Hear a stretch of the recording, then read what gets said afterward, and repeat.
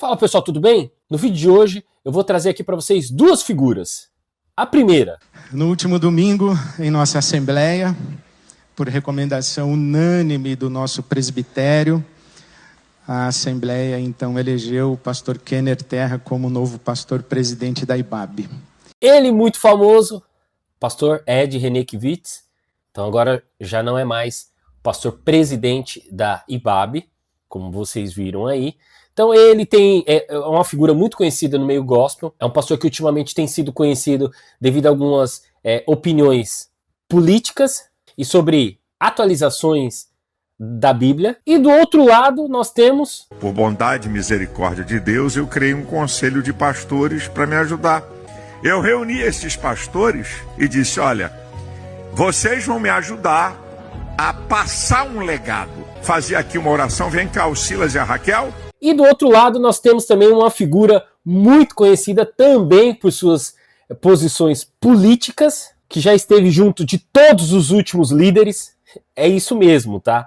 Se você acompanha o Silas só agora dos últimos 4 anos, 5 anos, você não precisa acreditar em mim não, tá? Nesse canal aqui eu não quero gado de ninguém. Nem de político, nem de líder religioso. O intuito desse canal é fazer com que você pense para que você não seja amarrado por nenhum tipo de ideologia e por nenhum tipo de falso pastor, de falso apóstolo e afim. Então aqui eu trago luz. Tem vídeos e fotos do Silas pedindo voto pro Lula, tem fotos e vídeo dele junto com a Dilma, com o Michel Temer, depois com o Bolsonaro. Só não tem agora com o Lula. Mas se você pegar os últimos 10, 15 anos dele, ele esteve sempre do lado, e fora os governadores do Rio, que a maioria das pessoas no qual ele levou para o púlpito da igreja dele, vários, o último destino foi a cadeia. Então no vídeo de hoje a gente vai falar sobre sucessão e sobre alguns modelos de igreja, porque alguns parece que é monarquia, ou parece que é empresa que passa de pai para filho. Aqui eu vou trazer aqui um pouco do que aconteceu com as duas igrejas, e aí eu quero que você coloque nos comentários a sua opinião.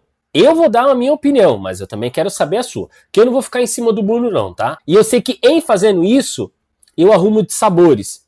E pro canal em si, isso não é bom, porque ao invés das vezes eu ganhar inscrito, eu acabo perdendo.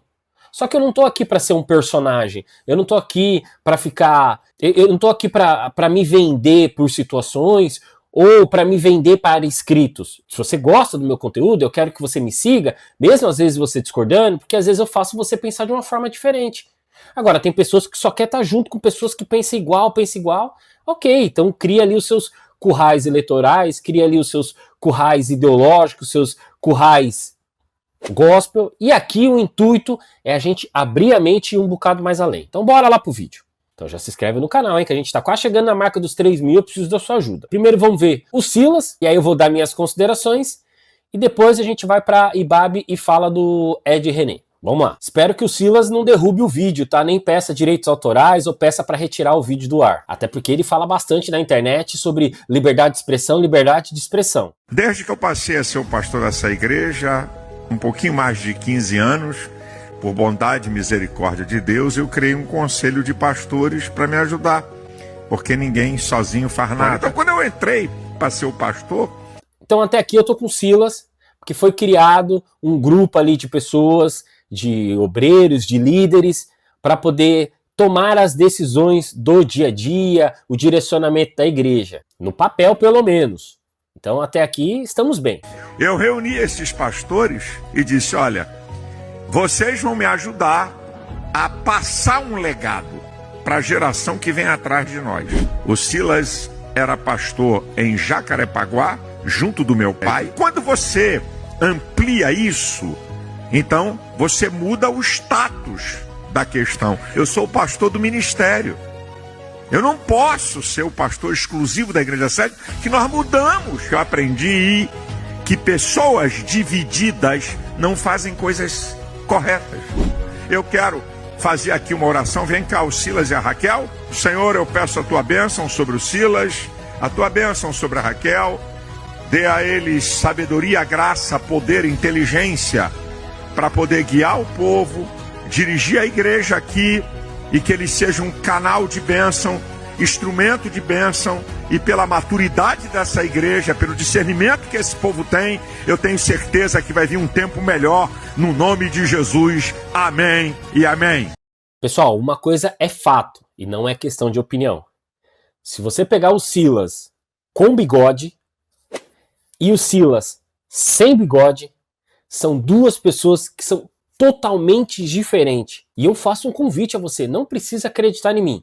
Assiste as pregações e a forma como o Silas se posicionava com essa questão de pedir dinheiro, teologia da prosperidade, e rachar a igreja, criar uma nova igreja. Então pega tudo isso que eu tô te falando, repito, não acredite em mim. Tome por base que eu estou mentindo e vá atrás da opinião do Silas, com bigode. E depois você assista um pouco de quem é o Silas sem o bigode. Todo mundo sabe das opiniões muito fortes que ele tem. E o que foi engraçado é que lá ele disse que ele tem um conselho e que esse conselho acabou ajudando e eles acabaram achando que por bem a melhor pessoa era o filho dele. Então o que eu posso te dizer é, parece modelo de empresa e monarquia. Você não acha que ele pode ser um bom... Ó, o que eu quero deixar bem claro, eu não tenho nada contra o filho dele, tá? E nem quero fazer o juízo se ele é bom, se ele não é, se ele é bom de hermenêutica, se ele sabe ler em hebraico, aramaico. Não, eu não vou nem colocar aqui em xeque a questão do filho dele, da esposa, o pastoreado dele, não. Eu quero falar aqui em si do Silas, em si do Ed René e liderança. O que eu acho muito estranho é que parece que só na Advec são quase 15 anos. E o Silas tem outros pastores que já o acompanham, já faz um bom tempo também. E aí o que é engraçado é que na hora da sucessão,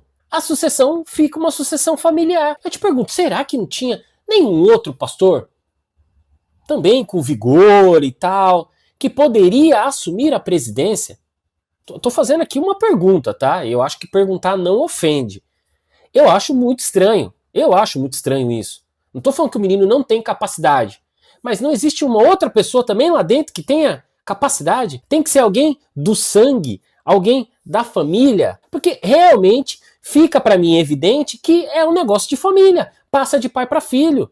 E isso é muito mal, muito mal. Você pode concordar ou discordar, por exemplo, das posições do Ed René, da IBAB, enfim, mas lá também tem um grupo do presbitério, e o presbitério, de forma unânime, acabou votando para que um outro pastor viesse a tomar o direcionamento da IBAB. Então, o que eu só quero dizer é, quantas pessoas lá na igreja do Silas não devem ter se frustrado?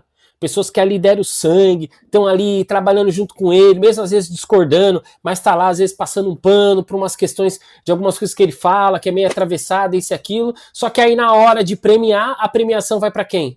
Vai para alguém da família.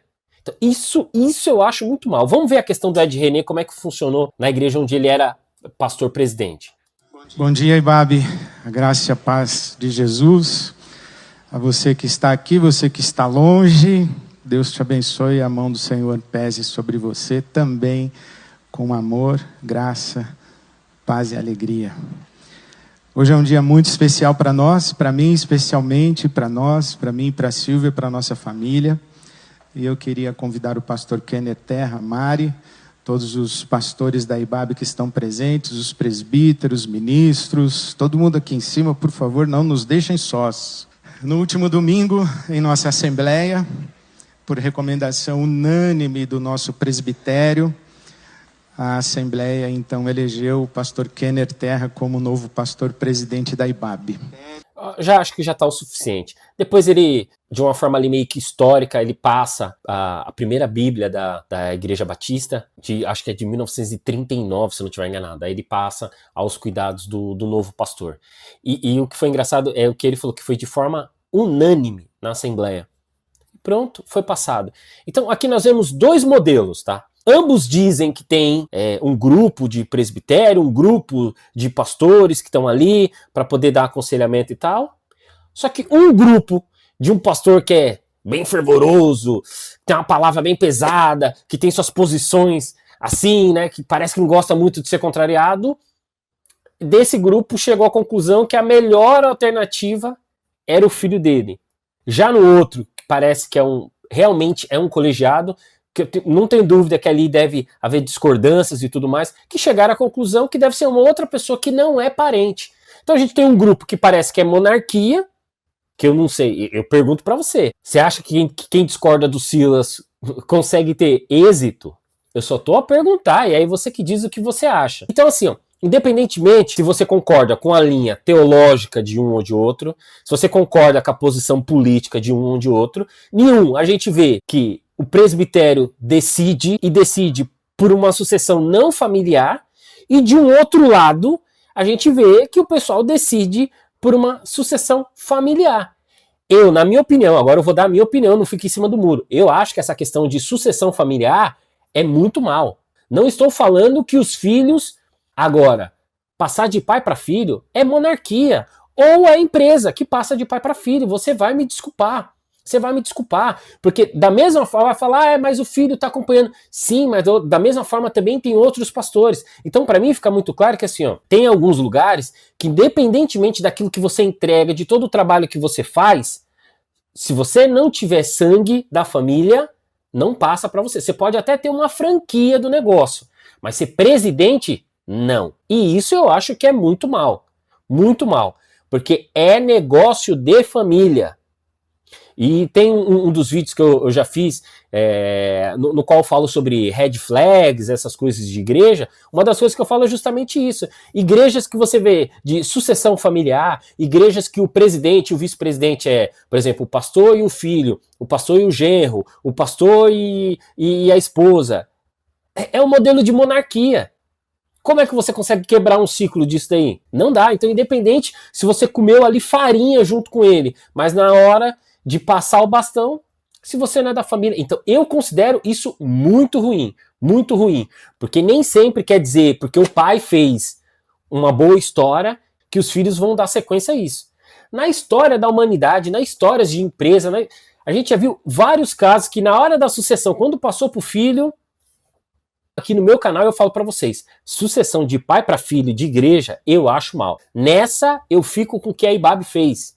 Que de forma unânime decidiu que ele não fosse mais e que não fosse filho, nem filha, nem genro, nem nora, não.